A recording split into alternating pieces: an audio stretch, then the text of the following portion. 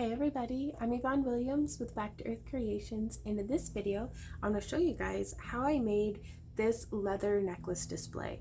Now, even if you don't make jewelry or think you want to make a display, the techniques that I'm covering here can be used for armor, handbags, belts, a lot of different things. So let's get started.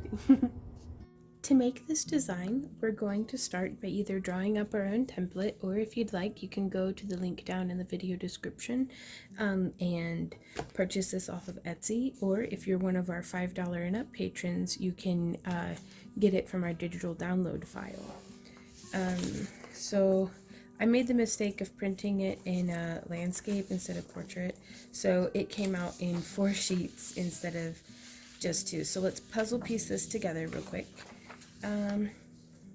Just so you can kind of see how they line up, because printed out properly on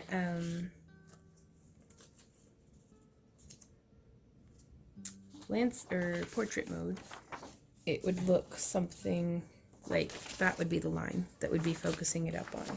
But if you're like me and do it wrong, or the other way, it's not really right or wrong way, it's about end results really. Just kind of get it lined up like that, and then we're going to be cutting this out and then drawing it onto our leather, which here I have around a 7-ounce vegetable tanned leather from Tandy Leather. I don't know what I have all over me. You could use thinner, you could use thicker. This is just what I like, though I do recommend something stiff. So maybe not a milled oil tanned leather or something like that that's very supple. You want something that's going to have a nice like body to it. So let's go ahead and get this cut out and taped together.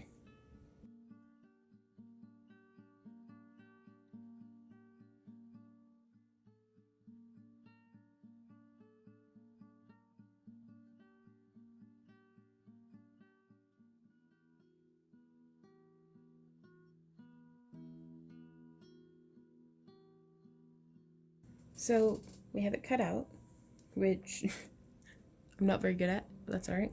And I'm just going through with a pencil. You could use a scratch awl or something like that. I've actually used a dart before, like for throwing, like the sport darts. Just anything sharp, even like a ball tip pen that doesn't have any ink in it, or you could use ink. I'm just really bad about getting ink where I don't want it to be, whereas I find that the graphite is a little bit easier to hide. And I'm just marking out our border. And also, if you use my template or are drawing your own, feel free to do all sorts of different like designs and textures and hem like borders and all sorts of stuff. I think the gist will be the same.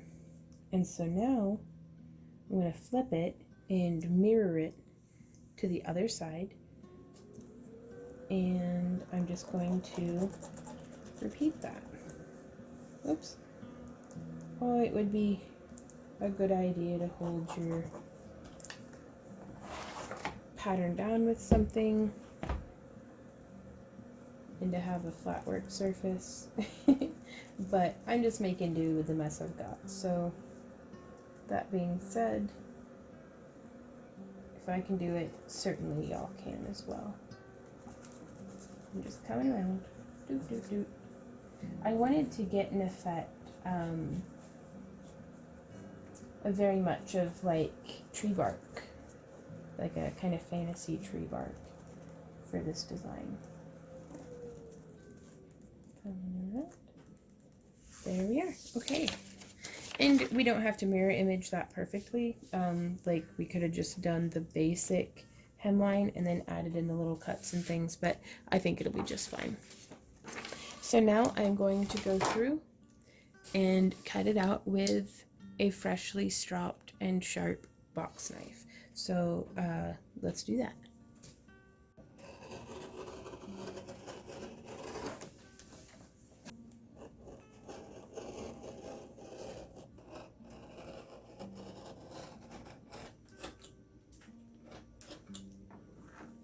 Now, because I want a nice raw bark look, I'm not going to be beveling the edges of this, and I'm just going to come through and kind of haphazardly just take out chunks along our edge here.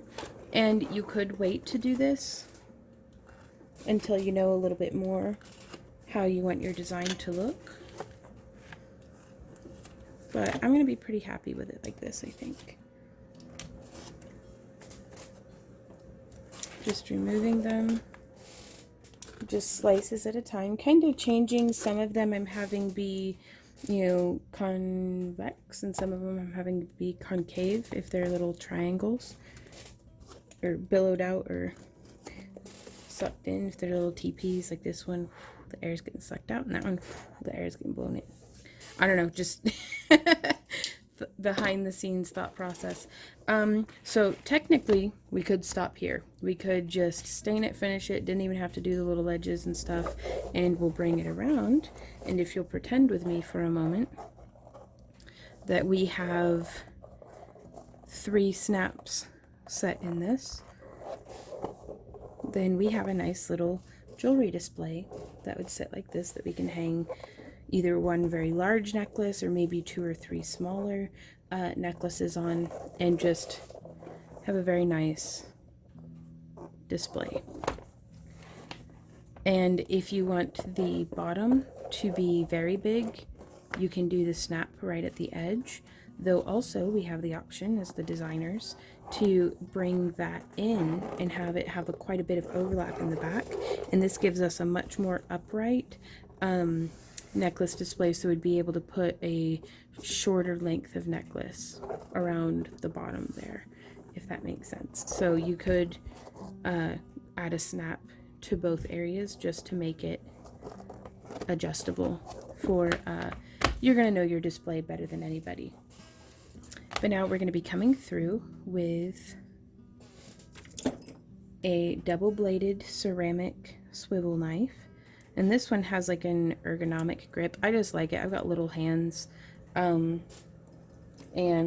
I just particularly like the way that this one fits. It's a little bit shorter than some of the other swivel knives on the market. The only thing is that I've had to, with this double-bladed ceramic swivel knife blade, I'll actually show you. It doesn't quite fit in this swivel knife, so I actually rolled up a piece of paper and put that in there, and it filled in just enough space that the screw will tighten down and keep my blade nice and snug. Now it fits just fine into the regular like Al Stolman swivel knives and things. So from here you could transfer the texture of the little like swirls and things directly onto your leather. I am going to be leaving it unadorned in this area for the most part, just because that's where the focal points of the necklaces that it's going to be displaying are. But again, this is your thing, do whatever you want, but I'm going to freehand it just in case, you know, that way you can kind of see how that works. So coming in from the top edge here, I'm actually just going to very lightly, you'll notice I have not even wet my leather. That's because I really only want this to skim the surface just a little bit. And I'm just coming in at some different angles whenever I've got a little V section like that going on. I'll kind of place my blade in between, and we'll get different views of this as well. But I mostly just wanted to give this a little bit of a feathering to make it seem like it's faded in from one edge and into the other. So let's see if we can't zoom in just a little bit more here on the edge. So again, and I'm not going perfectly straight. I'm giving it just a little bit of a whoop or a whomp to, you know, whoop, whomp. I want to get as little crossing as possible, though. I think that makes it look messy. This is me being silly, though. But I don't want them just all perfectly straight, because I feel like trees, for the most part, don't grow like that. At least not any of that I've met. But also, I cannot emphasize this enough, It's your project, you do you. Ooh, shaved off a bit of my leather there on that one. So you can see, and I've got that little cut there, just how this is coming through. And I didn't want very deep lines on this. But yes, you can see I'll come in where there's a little bit of a space and just add in an extra little bit of a cut.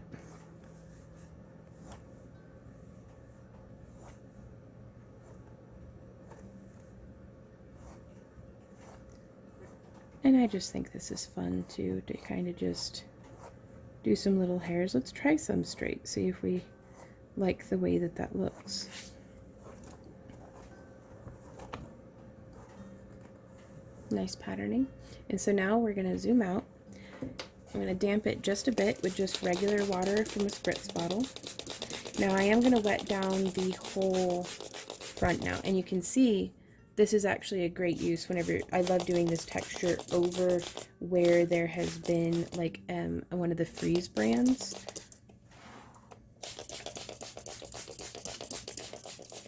Though honestly, even for as well as it covers, I would not do it where the Freeze brand is completely front and center, just in case it doesn't cover up as much as I want it to. And we're not doing any texturing there anyhow. So now we're going to use our pattern as a point of reference to be like, okay, so I wanted one like there and there and there.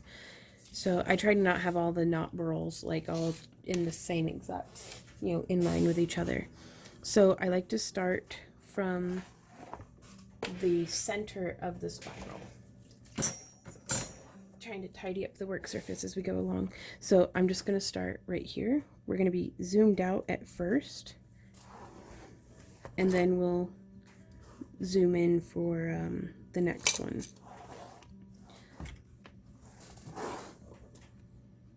So, and I try to not, in the pattern, it's like perfectly circular. I actually have a little bit more of a preference personally for them being like elongated. That's just me. And using Inkscape, it was just a lot easier to make a circular spiral. Okay, so now I'm going to come around and just like that. And now I'm going to come from here. I'm just going to line up with the edge of that one. Now here I am going to zoom in for you guys. So you can see the dots where my blades are biting. One is completely lined up and the other one's just a little offset. And so now from here, I'm coming around to make another whirl. Sorry, I didn't mean to go off camera. And now from here, I'm going to line up about right there and just start building them out. And so here you can see again, we have an instance where that nice little branch, I'm going to come as close to as I can to the fork of the branch without overlapping, and just do a line out. See how that kind of makes it like that? And so now I'm going to come in from here and just kind of fill in those little lines. And this is not like anatomically correct tree bark. Like, I'm not too worried about that. If you are, it's your right to be. It's your display. I cannot emphasize that enough. I know I've said that already. But I'm just going to kind of come in and have these ones be a little faded because it is kind of right there towards the front and center.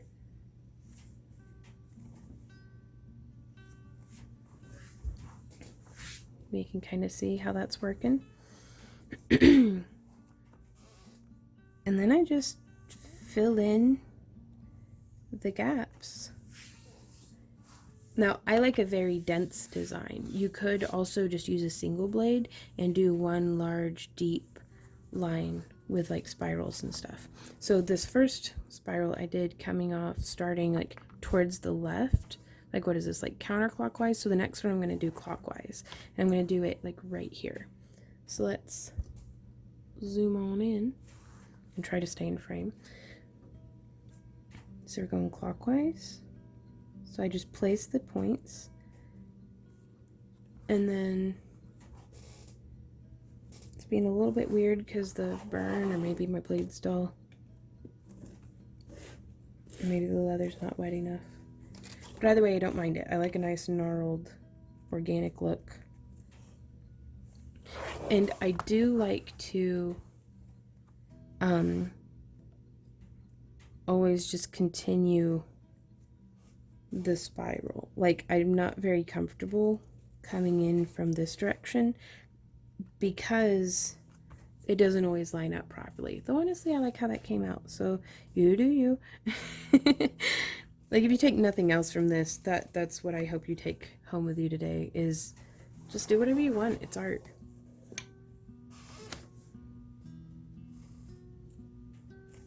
Now coming around like that. And now let's do the next couple of spirals before we start filling it in. So I'm going to do another one clockwise, just to kind of, I don't know, try to make it random when you only really have two choices. But I'm going to make this one big and very oblong. So I'm going to, yeah, see, I messed up a little bit. Crossed over where I didn't intend to. That's okay. Flop. If I were better at aiming. And then one more.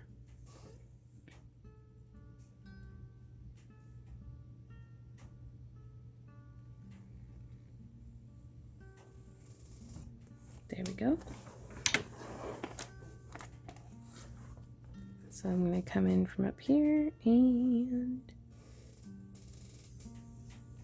there we go.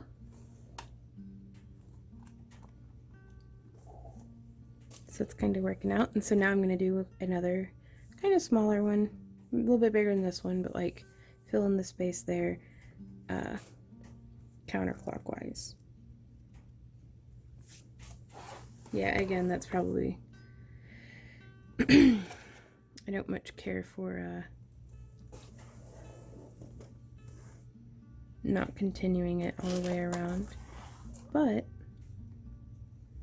does make for some neat effects sometimes, and you can kind of just make stuff up as you go.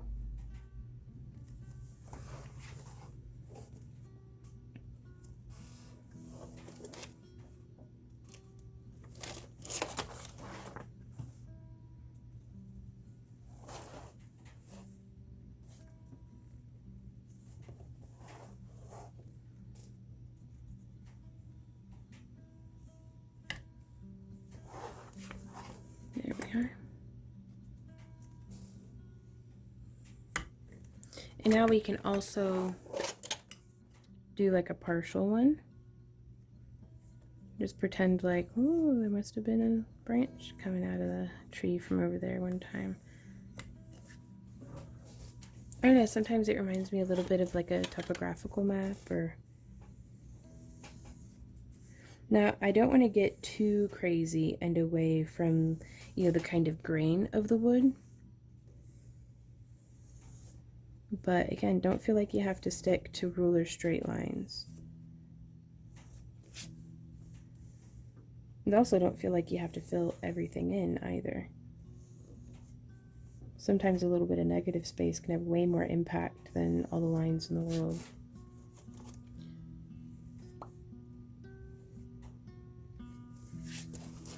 Now, something else that I like to do is whenever I have it where it tapers and like kind of trumpets out into a little knot again,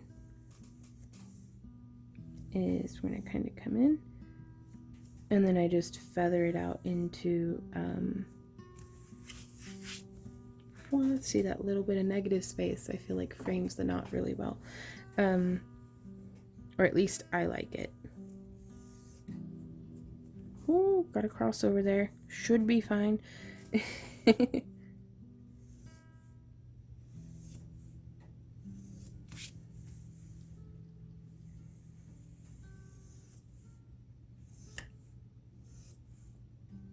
I'm going to leave that wide.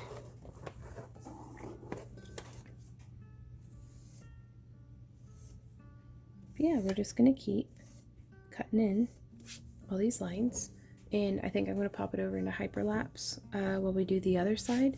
And then I will meet you guys back here for the next step.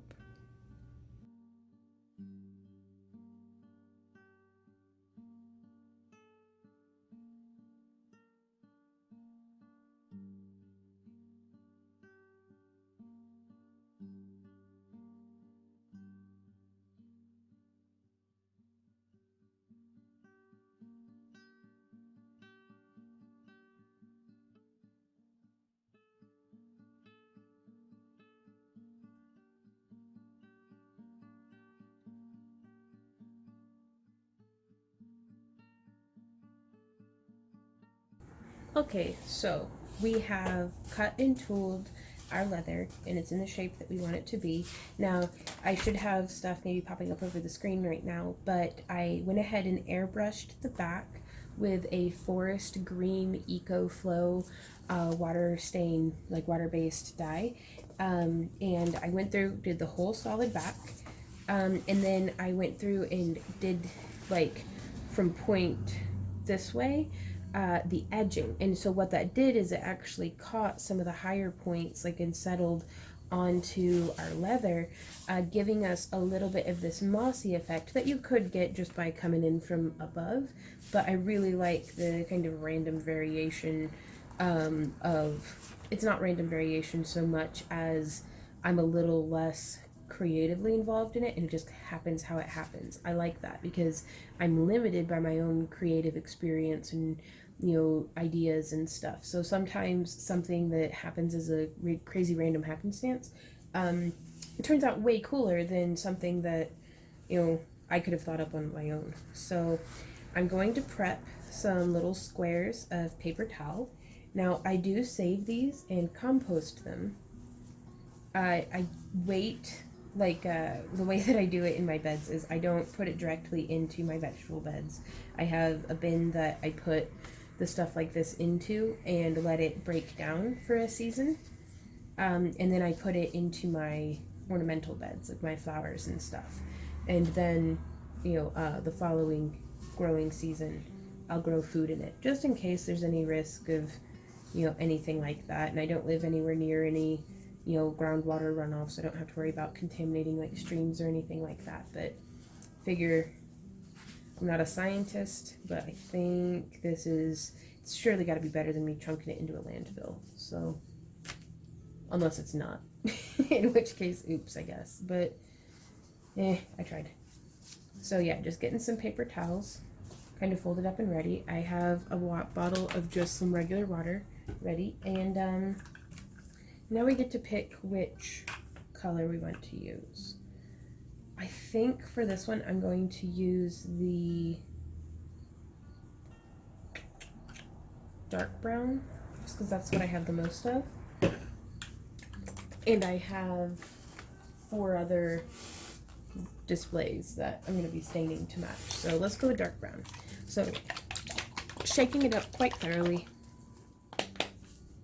Now, since I've already dyed the back, I kind of want to be careful to not get anything onto the back. Some of y'all have recommended to me in the past to use contact paper, like how you would use for like lining a shelf or something, onto the back of your leather if you really want to make absolute certain that you're not getting any messy bits.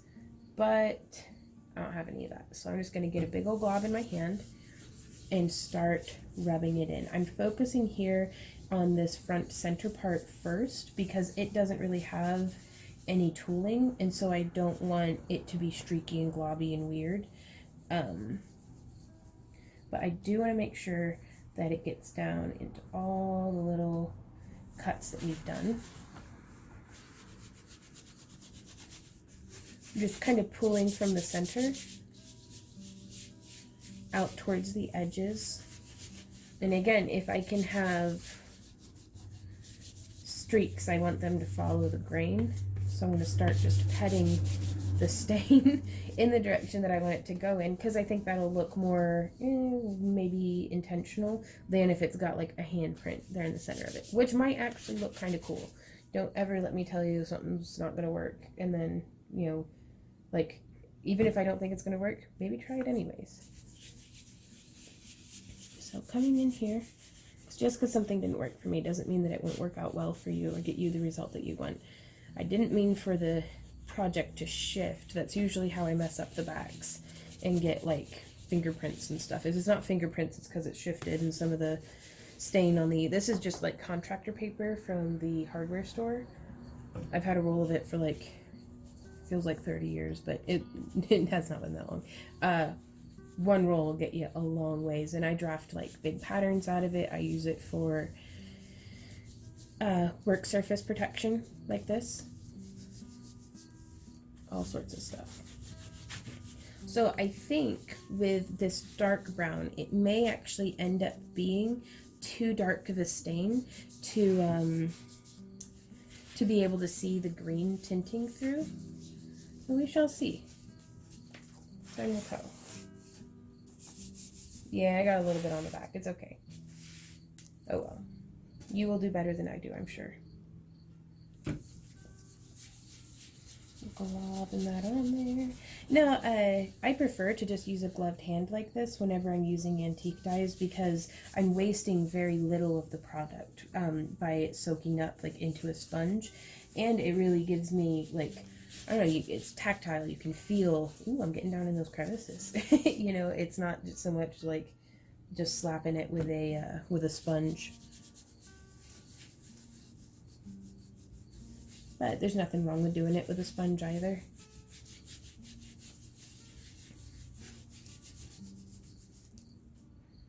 Doing our last little bit. Whoops. Big blob.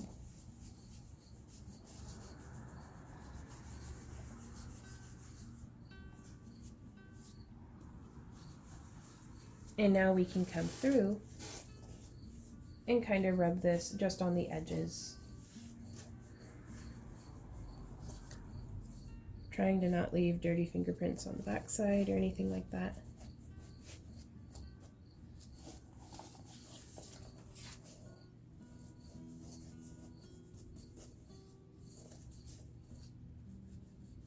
Just scraping off any excess that's on the glove and then rubbing that along the edge.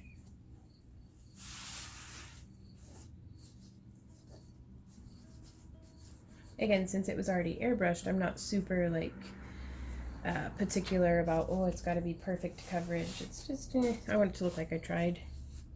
And it also helps me rub in and remove any big globs that may have gotten there as a result of my messy application. Okay, cool. So now I'm going to wipe down my gloves, just wiping the excess off in hopes that it will help me to be less fingerprinty. Fold up the pad, dampen it down with some water.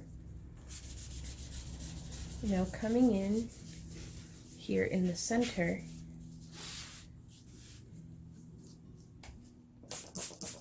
we're actually going to start removing some of the antique gel because it's a very waxy, heavily pigmented mixture. And so you can see once my pad of paper towel gets super saturated with the product, we want to go ahead and just move to a new spot because it's no longer picking up product, it's just kind of smudging and mudding it around. Now you can, don't recommend it, but you could spray directly on the surface. I don't typically recommend this for if you have like little cuts and things in the leather, because it'll water down your pigment in your tooling. But I think it's perfectly fine for whenever you have like a wide open spot and you really want to lift a lot of product fast.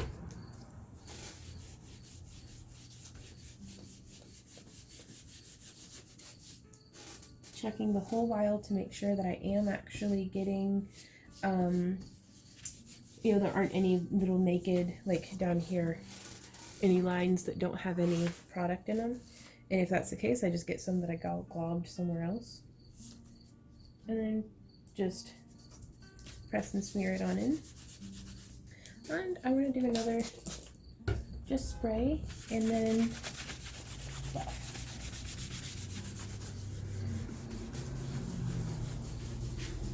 And this is really helping to remove a lot of the product. I'd be more particular about not spraying it if I'd actually done like some tooling, but like some textured tooling, but I've only done the cuts, and I'm going to be doing a little bit of shaping, so I don't mind re-wetting my leather. But in this way, you can see what kind of effects you get and decide for yourself if that's something that you want to try.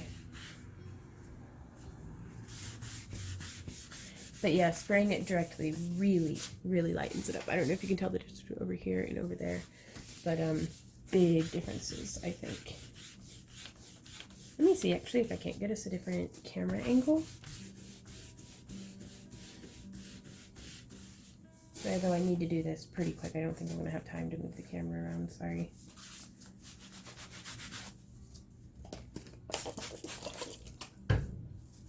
So yeah, the thing that I was like, this thing, don't do that thing. Here I am doing it, and I'm really pleased with the result. It's giving me more of a contrast between the dark lines of our cutting and the lighter leather. And this is an effect that, this two-tone effect, I don't typically achieve just by airbrushing or, you know, applying regular dye with a sponge or anything like that. And a different color tone, like the medium brown or the briar brown, would have had a much, you know, stronger contrast between the light and dark as well.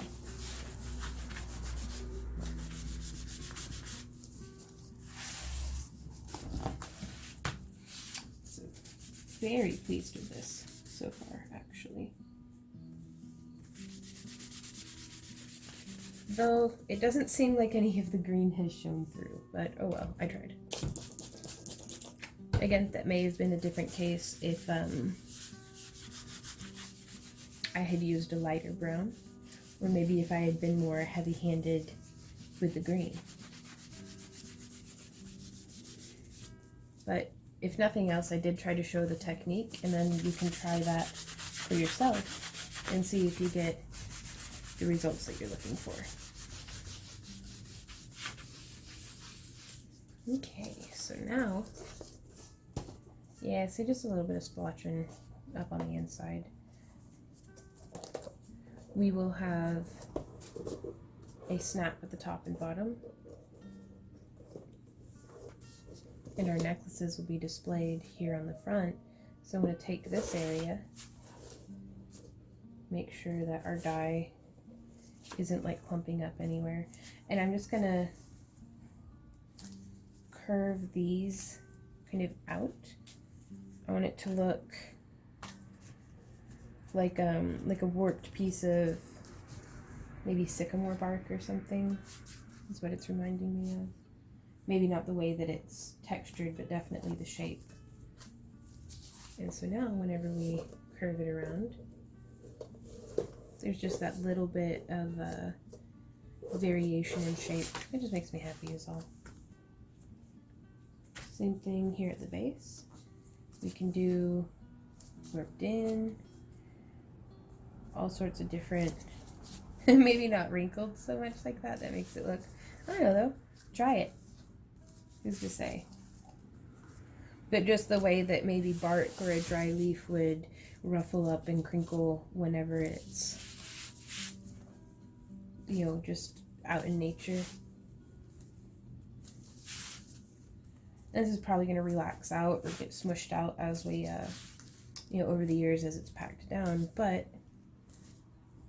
now seems like just as good a time as any. And so now, whenever we add our snaps, it's going to have a little bit more character. So I'm going to let this completely dry because I don't want to risk any more fingerprints or anything like that. and I'll meet you guys back here for applying the snaps, or rather sealing and then applying the snaps.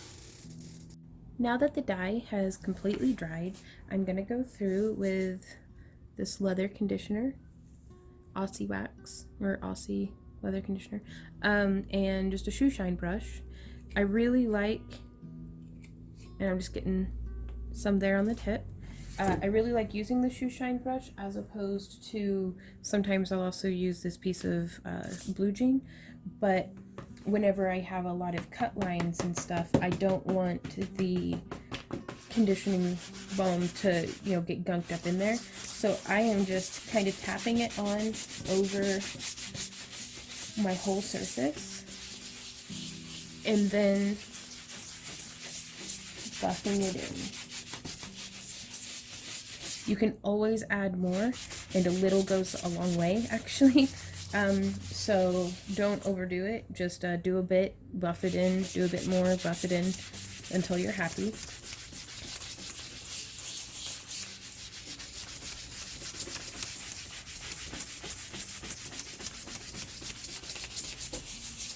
And you can see this gives it a really nice shine. But what's more, and we can test this here, is now when water gets on the surface, you can see it just beads up. And this will be perfect for whenever we do outdoor shows and different things where there might be humidity and stuff, because this balm is going to protect the leather from getting like soggy and mildewy and all sorts of stuff. So I'm going to do this on the front side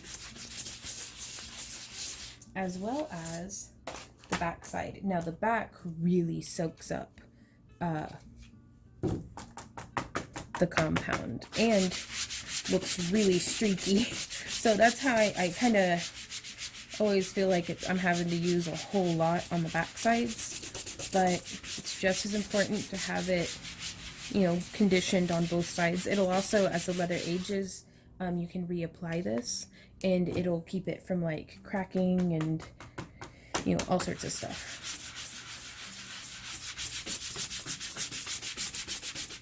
So you can see it significantly darkens the dye job as well, which is perfect. That's exactly what I was going for, but it is something to be mindful if you don't want it darkening down. An alternative to this product would be a neat's foot oil, but that darkens it down even more so.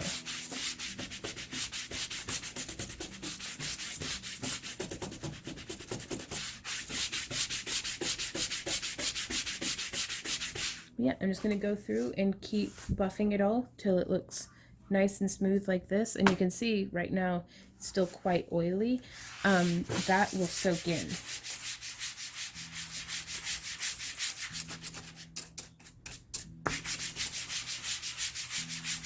So you can see just the oils and waxes here in the brush are enough to finish off the backside without having to add any additional product. It's just elbow grease.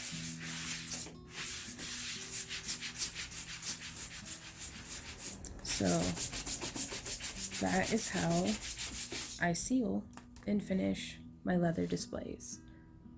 You could also use products like super sheen or satin sheen or any of the, you know, acrylic resilines or anything like that. I like using this. There's as many different ways to finish your leather, it seems, as there are leather workers to, you know, seal leather. So try a bunch of different stuff and see what you prefer. Now it is time to mark where the holes are going to be for setting our snaps. So it's important to me that they're equidistant apart on both sides. So I'm just going to do one here at the 1 inch mark, about, you know, so far in from the edge. Not really particular, about a 1/2 inch really. In from, now let's go with 3/4 of an inch in from each edge, marking with my awl. And then this will be here. That's way too far in, so let's come back to here, making sure that they are This one's going to be 6 inches apart.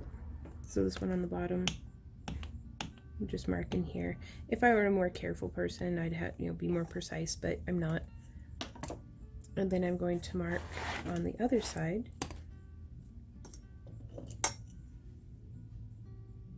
Right here. And then I'm going to come down, making sure that they're 6 inches apart. And there will be my other one. So the size punch that I'm going to be using is a 5/32 inch punch, because I want my snaps to be able to fit, and that'll actually be pretty snug, but I want my snap to be able to fit inside the hole that this will make. And the inner diameter of the hole will actually end up being a little bit bigger than the tip of the punch, because you can see how that spreads. So bringing this down, I'm going to try really hard to not hit the tripod with my hammer, but I typically do. Just so positioning that like so,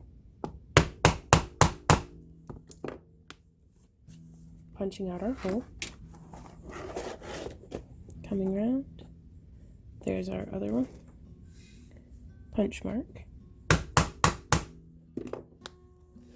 and then I'm going to do the 2 on this side. And at this point, it's not particularly important which side's going to be the top and which is going to be the bottom, in terms of which side is going to be on top of the other side whenever I have the snaps laid over. So let's zoom this out just a bit. So again, doesn't really matter. You can look at it for yourself and be like, which side do I prefer? I think I prefer this side on top. So this is the side that I'm going to have the top side of the snaps installed on. So let me rummage out this stuff for that. So here I have my little anvil for the top of this. Sorry, my dog is pacing. And that's what I set the cap in. That way it'll stay nice and domed and keep its nice top. There will be links, I don't know if I mentioned this already, down in the video description where you can purchase all of the same tools and materials as what I'm using. If not the same, then at least similar. Some of them are out of production, but as well as the same line of snaps that I like to use. Or you could visit your local Tandy Leather, because they are pretty cool too. And sometimes it's nice to just see the stuff in person, and if you have any questions, the Tandy Leather associates are typically very well informed. So I've got that stacked. I'm going to be doing this end of the piece. And of course sirens are going by and stuff. Just regular, regular day in a small town, I guess. So now, yeah, getting all that lined up, double, triple check, make sure that everything is in fact lined up. And now I'm going to take, see how the shape of that end, we're going to put it in here, and then we're going to hammer. And I actually prefer to use my poly mallet for this because it's very like hammery, like it's harder than my rawhide. So let's whack it a bunch, nice and firm, because we want that to spread out really nicely. And you can see this one actually did not go in completely straight. It's offset just a little bit, so that's not ideal. Sometimes it works out okay, but most of the time it just rips out on me and then I just have to redo it. If y'all have any tips for how to avoid that other than using one of those really nice long-armed presses, because those ones, I get it right every time. But I don't have one of those because they're expensive and take up a ton of bench space, but oh well. So again, making sure everything is nice and lined up. Lining that through. There we are, positioned, placing that, and whack. Now that one you can see lined up nice and straight. There's no, where did it?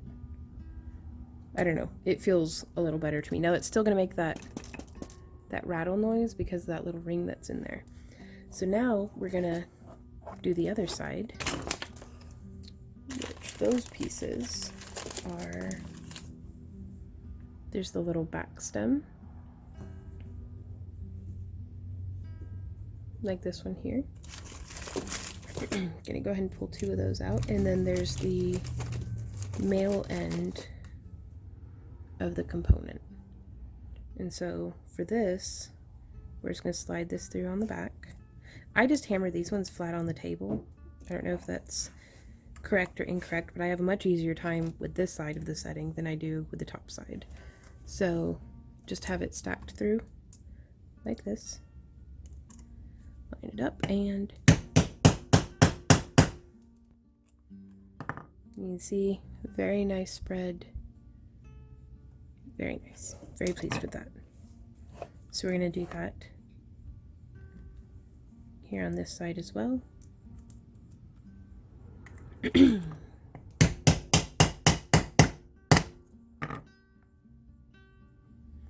There we go.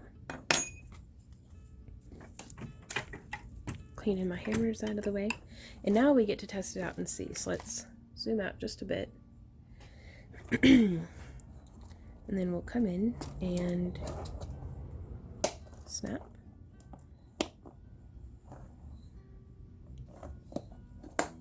And snap. So the display looks pretty nice. I like it. Still waiting for that sealant to soak in the rest of the way. And there's little crumbs from my rawhide hammer. That's looking pretty good. Now let's see if, yeah, it's holding together. I always bring like an extra snap or 2 with me in my show stuff, like for when we're doing vending events, like how I'd be using this display for. That way I can repair a display on the go if I need to. Though also, if you don't have any extra snaps on hand and your display comes apart, just a binder clip. It's not very fancy looking, but it gets the job done. You can just binder clip it at the top and bottom.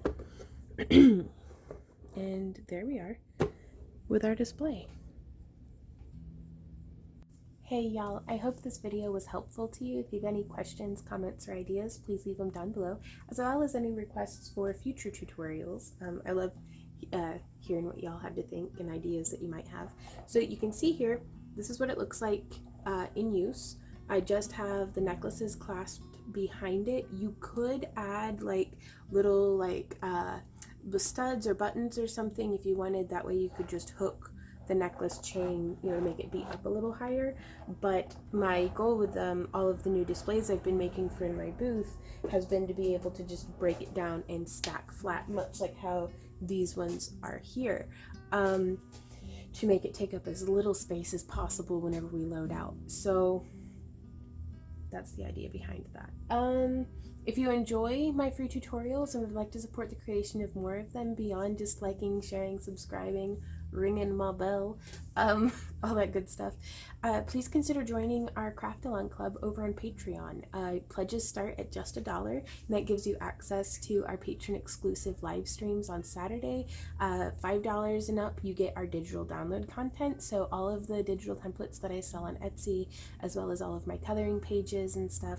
We also do, for the US only, $10 cab boxes, and then for international, wherever you are on this planet, we will ship to you for our $20 and up tiers. But in that way you can actually craft alongside with us with the handmade cabochons that we make, and para wire, and some of the different things that we can get our hands on. But we also post a lot of stuff over on Patreon that's just free to look at. Like, it's patron exclusive, but you don't have to be a pledge or anything. You just follow us over there. And it's stuff that doesn't really find its way to our Facebook or Instagram or anything like that. It's a lot of fun. We also have a Discord channel. Links for all this stuff are down below. So if you're interested, just scroll on down in the video description, and it's down there. But until next time, y'all, happy crafting, and thank you so much. I can't thank you enough for spending your time here with me today. So, bye.